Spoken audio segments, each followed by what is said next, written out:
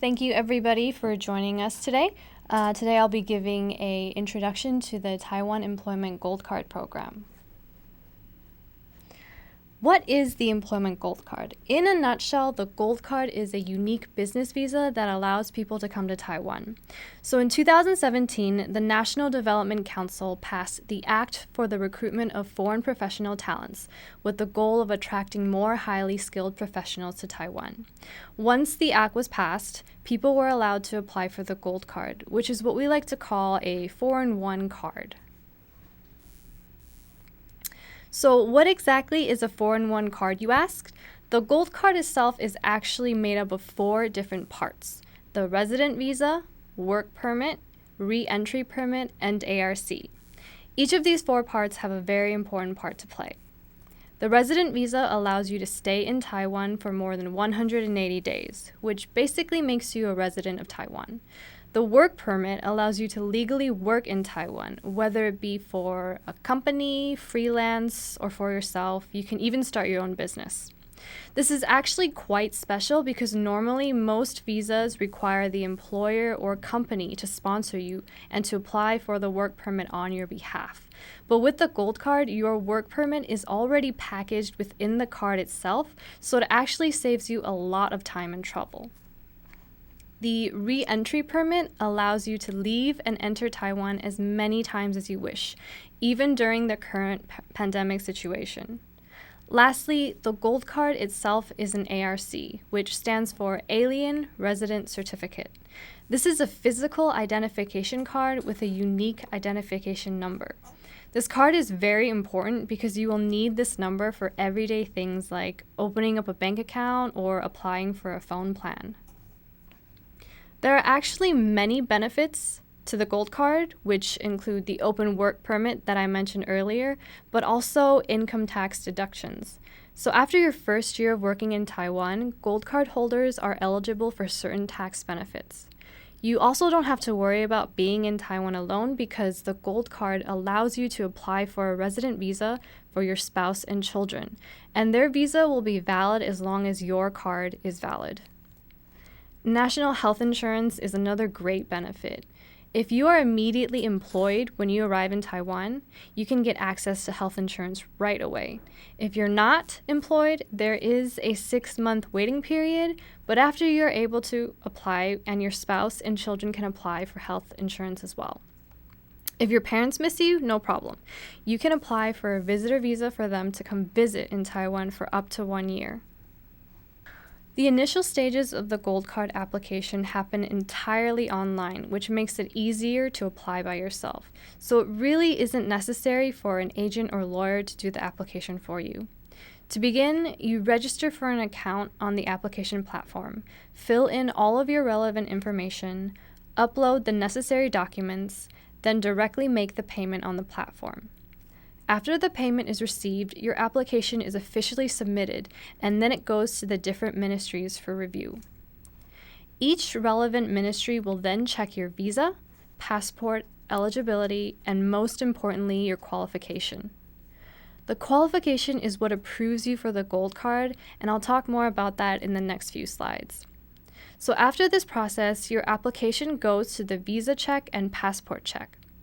Lastly, when your application is successfully approved, you will either pick up your card in Taiwan or at one of the Taiwan overseas missions, depending on if you've applied domestically or from abroad. Most applications take about 60 to 90 days for the entire process to be complete, but it also depends on if your application is approved the first time around or not. If you are asked to provide supplementary documents, then your application will take longer.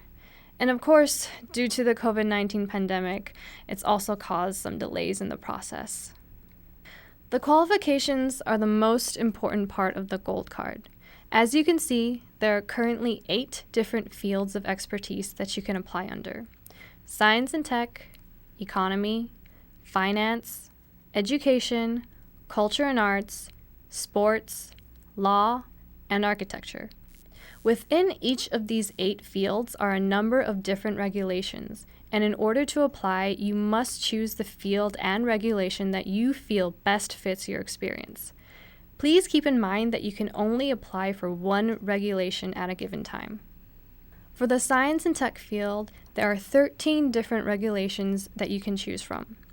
Briefly, some of the choices are if you meet a certain monthly salary and you are working for a tech company, or perhaps you are from an R&D background, have a PhD with patents or publications, or you have won internationally recognized awards such as the Nobel Prize.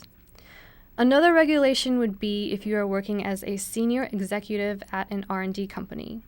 So these are just a few of the regulations that are under the science and tech field. If you would like to see the full list, you can find them on the Gold Card website. Economy is currently the most popular field with the most applications. This field also has a monthly salary regulation, but you are also eligible if you have been working as an operation, technical, or marketing executive at a company. Taiwan is also looking for people who have backgrounds in semiconductors, information and communications, biotechnology, and medical materials. So if you have experience in those industries, you can try applying for economy. Individuals who decide to apply under the finance field usually have experience in financial institutions such as banks or accounting firms. If you hold financial certificates such as a CPA certificate, or if you've held financial positions in key industries such as fintech, e-commerce, or digital economy, this may be the right field for you. The education field is more suitable for professors and teaching positions. If you have a doctorate degree or have teaching or research experience from one of the top universities, you may be eligible for this field. The universities are ranked according to the QS or Times Higher Education World University Rankings, so please visit their websites if you want to know your university's ranking. Culture and art is quite a unique field because it is also separated into 7 other smaller subfields. Some examples of these subfields are performing arts, visual arts, publishing, handicraft, film, broadcast, just to name a few. So if you're an artist, you can find the subfield that best fits your experience and apply. Currently, there has only been one successful applicant for the sports field. However, if you are an athlete or coach that has been on a national Olympic team, or if you are a world champion, you can consider this field. From our experience, the law field is one of the more difficult fields to apply under. To this day, there still hasn't been a successful applicant who has gotten a gold card from this field. But if you are able to work as an attorney in Taiwan, you can consider applying for this field. Finally, if you are a licensed architect or have building construction or design experience, you can apply for architecture. So just a brief overview of who we are and what we do as the Taiwan Employment Gold Card Office. We were created in 2020 by the National Development Council to help oversee the Gold Card community. As of this year, there are currently over 2,700 Gold Card holders, and the purpose of this office is to help with the recruitment and assistance of these foreign professionals working in Taiwan, from the application process to any daily life issues that they might run into. Our 5 main objectives are to provide a help desk, as we are the single point of contact for all Gold Card information and assistance. We have a website that is up to date with all the program information and recent news. We are also responsible for the recruitment and marketing and promotion of the program. Finally, we also hold many community events for Gold Card holders to come and network. As part of the help desk, we have an email, phone number, and also Facebook page. So applicants or people who have questions can reach out to us on a number of different communication platforms. We talk people through the application process, help monitor their status, and provide general information about moving to Taiwan.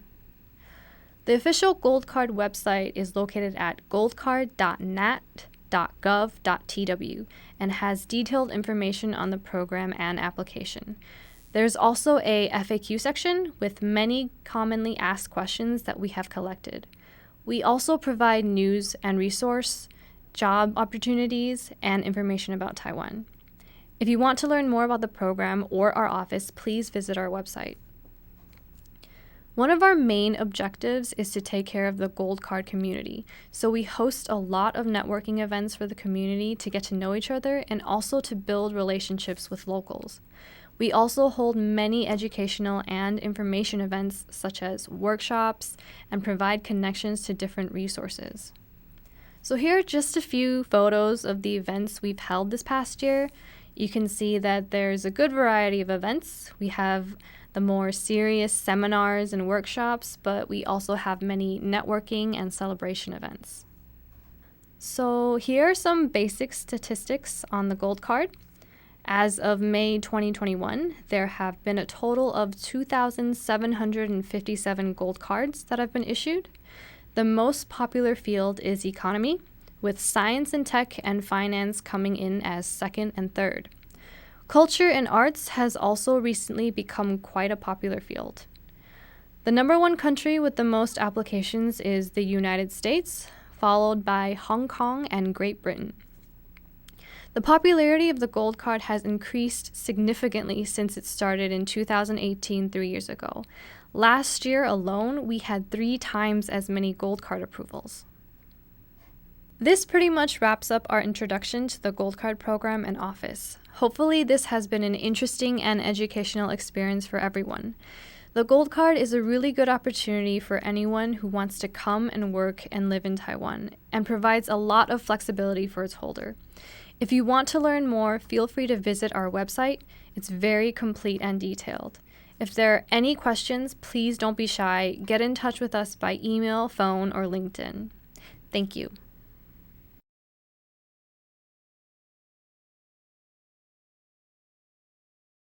Hi, everybody. Thank you so much for joining us today. I'm Stephanie. I am a project specialist from the Taiwan Employment Gold Card Office. And today I have 2 very special guests, Prerana and Uttam. And not only are they both Gold Card holders, but they are also husband and wife. So we've invited them today to share a little bit about their experience. So can you guys just please tell us a bit about yourselves? You want to go You first? can start. Ladies first. Ladies first? Yeah. That's a bad joke.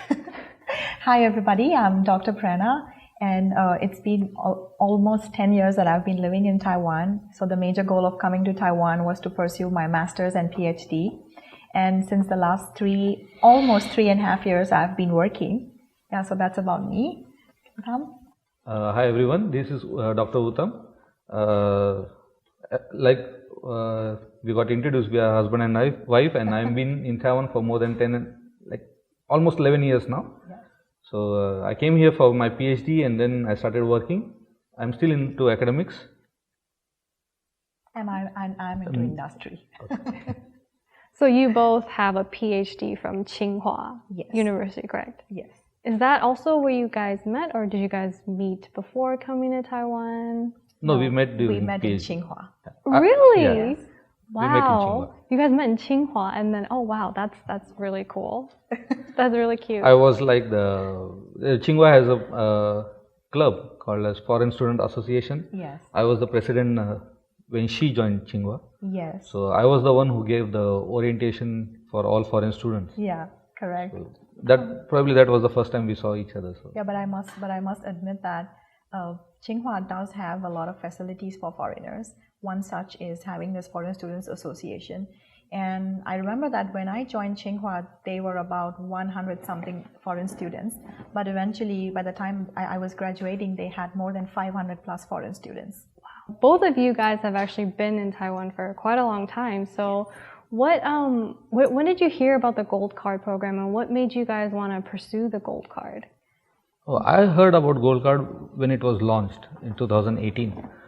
So we were still PhD students We were that still time. students back then. And I went to the website also to apply for the Gold Card. But then we realized that you need to have at least a diploma Yes. to apply for. Like I could use my master's diploma to apply for the Gold Card, but then going through the rules and regulation, I thought it was much easier if I used my PhD diploma to apply. Yes. And after graduation, I just used my PhD diploma to apply for the Gold Card, and I think it was like 3 to 4 weeks time, and I got my gold card quite easily. Yeah, and I guess I actually heard about the gold card from him. Just It was me who got the gold card first. yes, I remember that when I was applying for my first corporate job, and the whole process of the paperwork for having the work permit, and it took more than a month's time. Yes, and when he actually got the gold card, and then when I applied, I got the gold card even more earlier than him. I got it like less than 3 weeks. Yeah. Oh, wow. Yeah, he got it like in more than a month's time, but I got it in less almost than 3 in the weeks. fourth week. Yes, yeah, but it kind of make my life more easier when I have the gold card, because now since it's an open work permit, so I can approach the employer by myself. Yeah, and it also, you know, kind of helps them and saves their time in doing all the cumbersome paperwork that they have to do. Yeah, so I think that's one of the biggest benefit that we have because of the gold card. And since it's a open work permit, we can switch easily, and also we can hold multiple jobs. Like Yeah, we did promote the gold card to a lot of Indian friends back in Hsinchu, and I shouldn't say a couple, but many of them already have the gold card now. Yeah. Great, great. So you would say that the entire application process for you both was quite simple and very smooth? Yes. Very yes. smooth. Yeah. Yes. Because the website is in English. Yes. Actually, it's in bilingual, but it's very easy to understand what they are asking for. Right. Even if there's any query that comes from the office, it's more easy to reply to that query also. And things are done online, so you don't have to queue up going to the immigration office. And payment is also easy. Yeah. Yeah, I think the portal is quite, like user friendly. Can you maybe talk a little bit about your life in Taiwan together? Have you experienced any interesting cultural differences between Taiwan and India, or? Do you want to go first, or I go? You can. I remember when I came to Taiwan, and I realized one of the major differences was in terms of language. Back then, I guess, what I felt was like people were not so open-minded and embracing foreigners. But eventually, like 6 months down staying in Taiwan, I realized that Taiwanese people are quite shy. So that was, I wouldn't say it's a cultural shock, but I would say that this was something that I experienced earlier. Yeah. And then in terms of food, it's quite a difference compared to Indian and Taiwanese cuisine. Yes, that's something that, I guess earlier Taiwanese food is more like an acquired taste for me, but now I have become a fan of Taiwanese food. Yeah. Most of my lunch is mainly Taiwanese food now. Yeah. Oh no, for me. No, he still has an option of eating like Indian lunchbox, but close to my company I do have a lot of lunchboxes, but they are all Taiwanese. So now for more than 4 years, I think I've been eating Taiwanese regularly. How about you? I think saying shock was probably because the kind of Chinese food we get back in India very different. Is very different. Yeah. So if someone comes from India and would like to enjoy the authentic Chinese food in Taiwan, probably they will have a big shock. It doesn't taste the same. Yes. But then that's the thing. Like the Taiwanese food is prepared as per the Taiwanese taste. Yes. And the same Chinese food is cooked for the Indian taste back in India. So it's better to understand this part when you try the food. But it's not that every food has this kind of difference. There are some restaurants, they provide fried rice which tastes similar to the one that we have in India. And they can also tune it.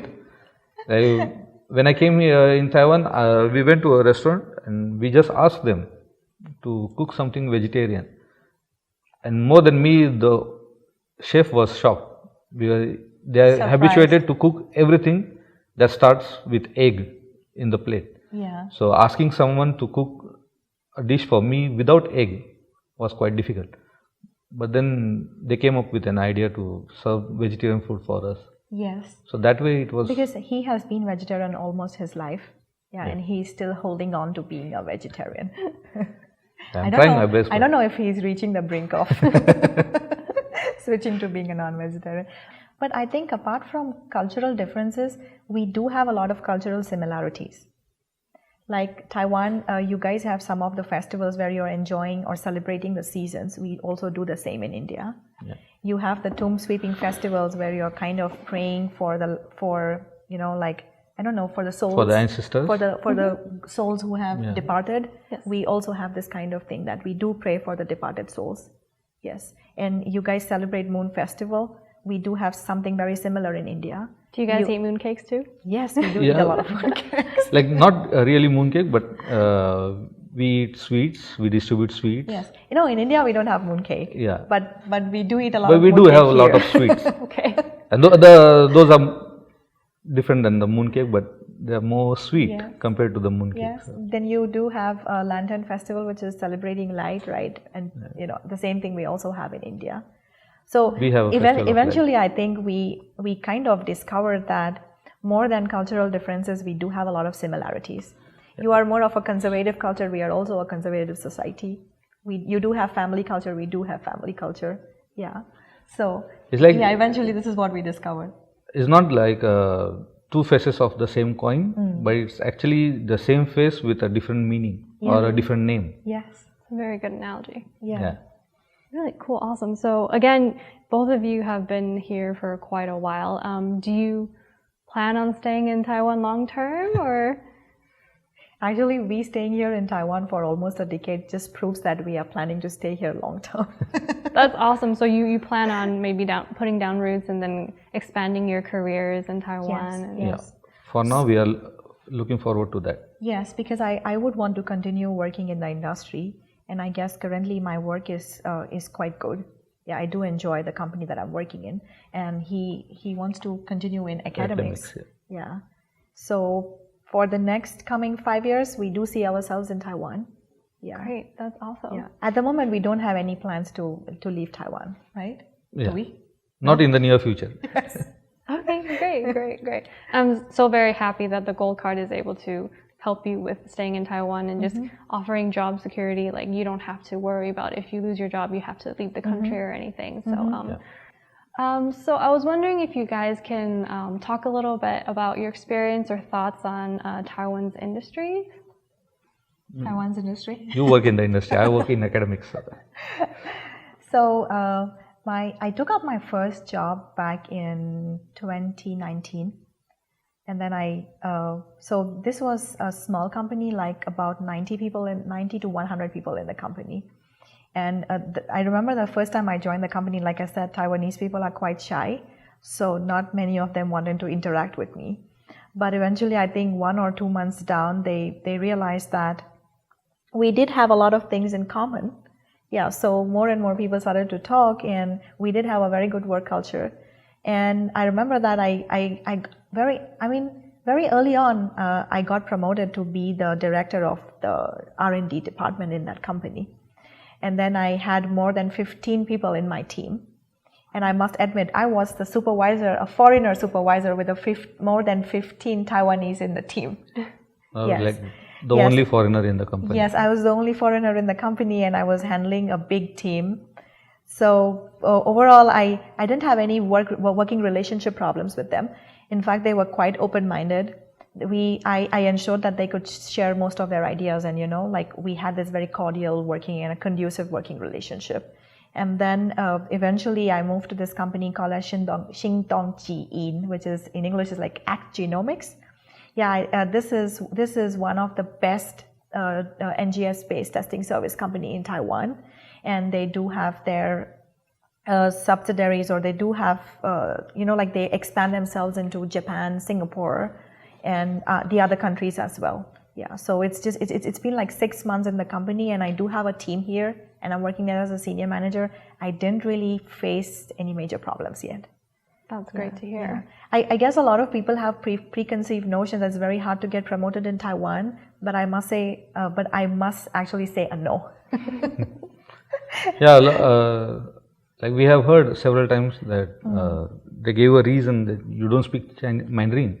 Yeah. So it's very difficult to get promoted in the industry. Yeah. Probably it's true for few industries, but not every. Yeah. So yeah, it doesn't. Yeah, that's very true. I agree with you. Because I have few friends who moved from academics to industry.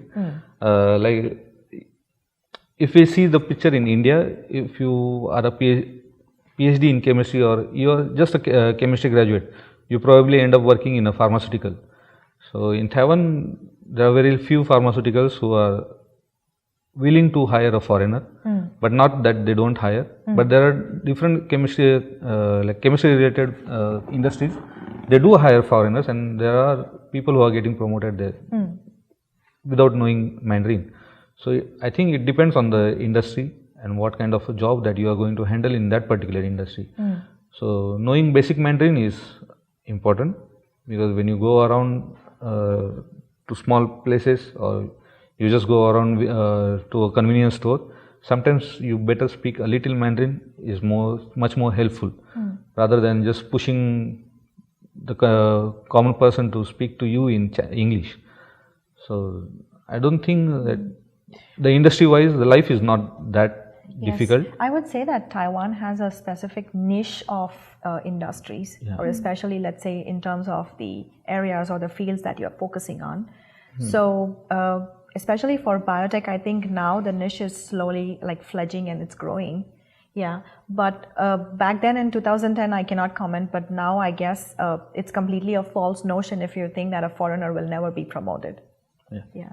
And for me, I must say that it's been quite lucky, since when I decided to switch my job, and then I directly contacted the head of this company and I showed my interest to him that I was interested because I had met him earlier in one of the meetings. Yeah, so it also gave me this kind of, openness to contact him directly instead of, applying through any of those web portals. But I did apply through a lot of web portals. Yes, that's true. That's for my first job. But for my second job, I contacted the head of the company myself. Yes. And I expressed to him my willingness of joining. So it's completely false notion that you will never be promoted. You will be promoted. It's all like, if you work hard, if you're doing a good job and making some contribution for the company, they will surely let you grow. Yeah. Like we have a friend who works for a big manufacturing company. Yes. For the semiconductor industry. Yes. He has been like promoted to a managerial position, I think. Yes. He speaks Chinese, Mandarin is because he came back in 2008 or something. So he stayed here for pretty long time than what we have been staying. And he also pursued his undergraduate here. Yeah. So he was trained to speak in Mandarin. I guess back then there were very few courses offered in English. Yes. So he had to force himself to learn Mandarin. But that has helped him. Yes.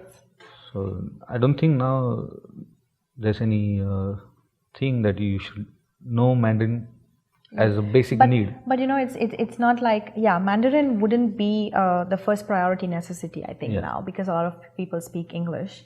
And I guess they are no longer being shy because they are trained to speak in English. How about academics? Academics, I would say, like is more controlled by the professor and the way the professor wants his lab to work. So it all depends on your professor's attitude. Like back during my PhD life, I felt like the professor was quite strict person.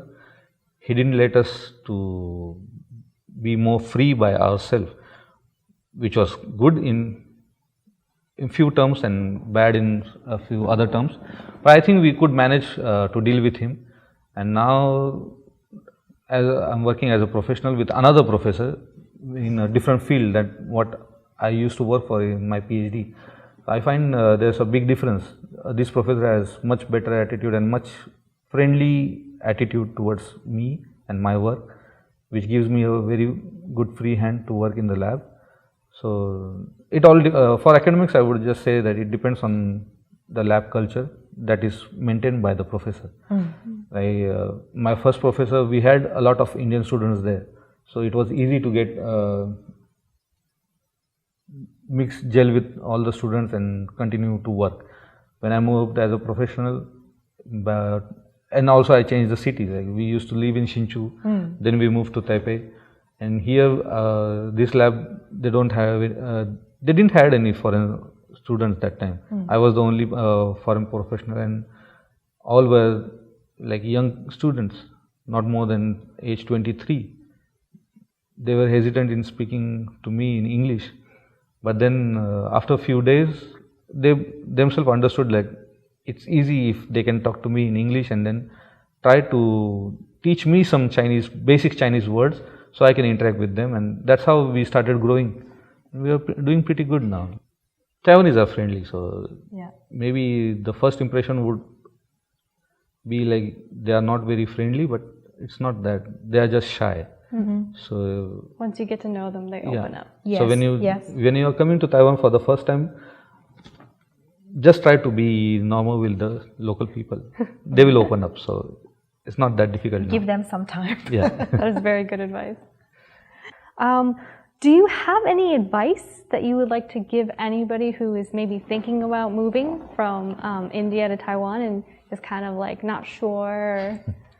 What do you think you would say to them? I would say The first thing we would say is like stay open-minded. yes. Don't have any preconceived notions. Yeah. Like there's a notion that Taiwan is China. To us, it's not. Yeah. To us, I think it's like they are two totally different countries. Yeah. Yeah. And the kind of life, because we have heard stories that from India, a lot of professionals, they go to China for on-site work, and when they come back, they have their own opinion, and then it gets implemented that is the same type of culture what we might have in Taiwan. But honestly speaking, I've been to Korea, I've been to Singapore, so I've met some professionals there, and I feel the Taiwan work culture is much more different compared to at least for Korea and Singapore. And the kind of opportunities you have in Taiwan is maybe you will feel that they are not very big initially, but later on they do grow. Those opportunities, they get expanded, and you can have a better life, like what you are looking for when you move outside India. So I think it's better you can be prepared for a big picture rather than just to think about what big things you will get initially. That's, I think, is not possible when you come to Taiwan in the first few maybe months. But later on the life gets more easy, and you can understand what kind of opportunities you will get truly once you come to Taiwan. You cannot foresee those from India. Yes. What I would say is that don't come with a checklist. Yeah. Come with an open mindset. Yeah. And I think it's going to be a two-way road. It's not just you coming here and expecting people to embrace you, but at the same time you also embrace them. Yes. So it cannot be like a one-sided affair. It has to be a two-sided one. This is what I would say. And especially, I think to add on, I would say that Taiwan already has a lot of things to offer. Yeah. And I mean, in my personal experience, Taiwan is one country which is growing even more faster.